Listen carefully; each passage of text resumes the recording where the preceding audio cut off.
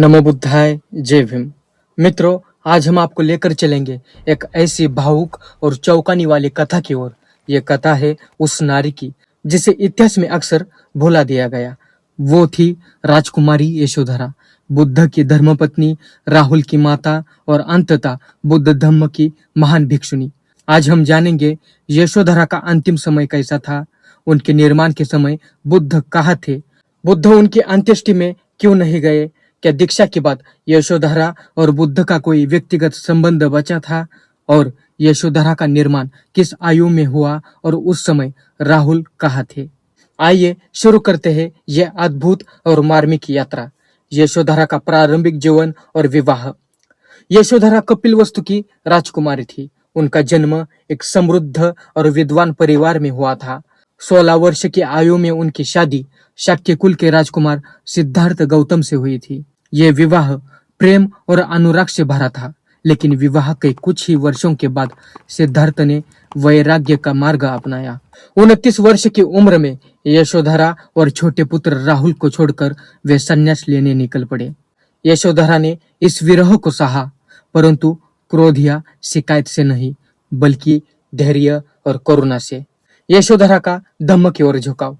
जब सिद्धार्थ को ज्ञान प्राप्त हुआ और वे बुद्ध बने, तो वे कपिल वस्तु लौटे। उस समय यशोधरा ने उनसे कोई कटु वचन नहीं कहा। उन्होंने चुपचाप अपने पुत्र राहुल को बुद्ध के पास भेजा और कहा, जाओ राहुल, अपने पिता से अपनी विरासत मांगो। ये विरासत थी धम्म की विरासत। इसी तरह राहुल बुद्ध के सबसे छोटे भिक्षु बने। कुछ समय बाद यशोधरा ने स्वयं भी महाप्रजापति गौतमी के साथ दीक्षा ली और भिक्षुनी संघ में प्रवेश किया। संघ में यशोधरा का जीवन अत्यंत अनुशासित और तपस्वी था। वे गहन ध्यान और साधना में डूबी रहती थी। उनका जीवन भक्ति, वैराग्य और बुद्ध के उपदेशों के अध्ययन में समर्पित हो गया था। बौद्ध ग्रंथों में उनका उल्लेख एक महान भिक्षुनी के रूप में हुआ है, जिन्हें महाप्रज्ञा यानी असीम बुद्धि वाली साध्वी कहा गया। लेकिन यहाँ एक प्रश्न उठता है, क्या दीक्षा लेने के बाद यशोधरा और बुद्ध का कोई व्यक्तिगत रिश्ता था? उत्तर है नहीं। भिक्षुनी संघ में प्रवेश करने के बाद उनका संबंध गृहस्थ स्त्री पुरुष का नहीं रहा, बल्कि गुरु और शिष्या का था। वे बुद्ध की पत्नी नहीं, बल्कि उनकी शिष्या और धम्म की साधिका बन गई थी। यशोधरा का अंतिम समय और निर्वाण। बौद्ध परंपराओं में कहा गया है कि यशोधरा ने अपने अंतिम समय का पूर्वाभास पा लिया था। उन्होंने गहन साधना की और अपने शिष्यों को बुलाकर कहा, अब मेरा समय निकट है। मैंने जीवन भर साधना की, अब मैं निर्वाण की ओर जा रही हूँ। उन्होंने बुद्ध को संदेश भेजा, लेकिन बुद्ध उस समय धम्म प्रचार में व्यस्त थे और स्वयं वहां नहीं पहुंचे। उन्होंने अपने निकट शिष्य आनंद और कुछ भिक्षुणियों को भेजा था। यशोधरा ध्यानावस्था में बैठी थी, गहन समाधि में गई और उसी अवस्था में उन्होंने महापरिनिर्वाण प्राप्त किया। मित्रों, सबसे महत्वपूर्ण सवाल कि बुद्ध वहां क्यों नहीं गए। इस प्रश्न का उत्तर जानने से पहले मित्रों, आपको एक अनुरोध है। वीडियो यहाँ तक देखा है तो इस वीडियो को ज्यादा से ज्यादा लाइक, शेयर और कमेंट करें, ताकि अगर आप सब्सक्राइब और शेयर और लाइक करते हो तो ये वीडियो ज्यादा से ज्यादा लोगों तक पहुंचेगा और ये जानकारी पूरी दुनिया तक फैल जाएगी। तो बुद्ध वहां क्यों नहीं गए, ये प्रश्न अक्सर सबको चौंकाता है। जब यशोधरा बुद्ध की पत्नी थी, तो बुद्ध उनके अंतिम क्षणों में क्यों नहीं पहुंचे? उत्तर बौद्ध दृष्टि से गहरा है। बुद्ध का जीवन किसी व्यक्तिगत संबंध से बंधा नहीं था। वे अब केवल धम्म के थे और उनका हर कर्म धर्म और संघ के कल्याण के लिए था। बुद्ध के लिए सभी समान थे, कोई पत्नी, पुत्र या परिजन विशेष नहीं। इसलिए उन्होंने यशोधरा के निर्वाण को भी उसी तरह स्वीकार किया जैसे किसी अन्य भिक्षुनी का। तो मित्रों, यशोधरा की अंत्येष्टि किसने की? यशोधरा के शरीर का संस्कार संघ और भिक्षुणियों द्वारा किया गया। उनकी अंतिम विधि में बुद्ध व्यक्तिगत रूप से उपस्थित नहीं हुए, लेकिन बुद्ध ने उनके निर्वाण की प्रशंसा करते हुए कहा, यशोधरा ने अद्भुत धैर्य और समाधान से मुक्ति प्राप्त की है।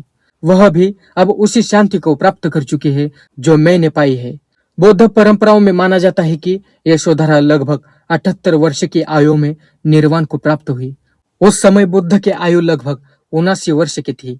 उनका पुत्र राहुल लगभग 40 वर्ष के थे और वे स्वयं एक भिक्षु के रूप में साधना कर रहे थे।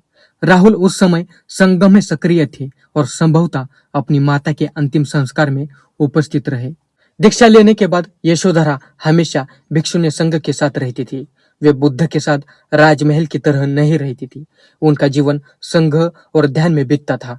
लेकिन बुद्ध और यशोधरा का संबंध धम्म के माध्यम से बना रहा। वे अब पति पत्नी नहीं बल्कि धम्मगुरु और शिष्य के रूप में जुड़े थे।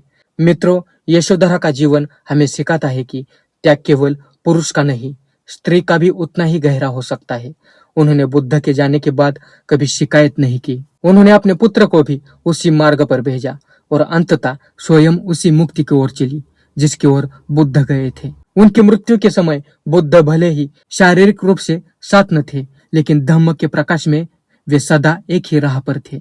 इस कथा से हमें ये प्रेरणा मिलती है कि जीवन में चाहे कितनी भी दुख हो, धैर्य, साधना और सत्य की खोज से हम भी निर्वाण जैसी गहन शांति को पा सकते हैं। मित्रों, ये थी बुद्ध और यशोधरा की अंतिम समय की गहन और भावुक कथा। यदि आपको ये वीडियो ज्ञानवर्धक और प्रेरणादायक लगा हो तो इसे अधिक से अधिक साझा करें। कमेंट में लिखें, क्या आप सोचते हैं कि यशोधरा का त्याग बुद्ध से भी बड़ा था? मित्रों, वीडियो कैसा लगा कमेंट करके जरूर बताना। चैनल को अभी तक सब्सक्राइब नहीं किया है तो जरूर सब्सक्राइब करें। और हाँ, अगर आपको मेरे वीडियो पसंद आते हो तो मेरे काम को सराह सकते हो ज्वाइन और थैंक्स बटन के जरिए। धन्यवाद। धम्म की ये ज्योति आपके जीवन में भी शांति और प्रकाश लाए।